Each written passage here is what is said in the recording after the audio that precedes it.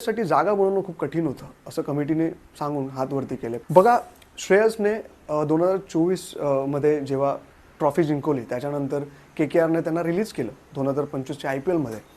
आता हा राग होता गौतम गंभीरचा किंवा हा कुणाचा होता माहिती नाही, आणि तो राग ॲक्च्युली श्रेयसने दाखवला पिचच्या मैदानात.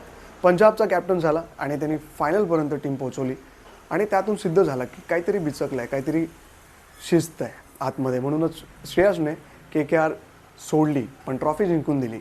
आता बघा, एवढं तर मात्र खरं आहे, हे समाजात सगळीकडेच आहे आणि BCCI हे जाणून बुजून करते की काय श्रेयस इतका चांगला खेळाडू हा आज एशिया कपमध्ये दिसणार नाही आहे. T20 फॉर्मॅटमध्ये 175चा स्ट्राईक रेट, जस्ट इमॅजिन. का नाही आहे प्लेस? इथे लिहिलं जात आहे नो प्लेस फॉर अय्यर. आता लोक म्हणत आहेत पॉलिटिक्स वर्सेस मेरिट. नेमकं तुम्हाला काय वाटतं? कमेंट करून नक्की सांगा.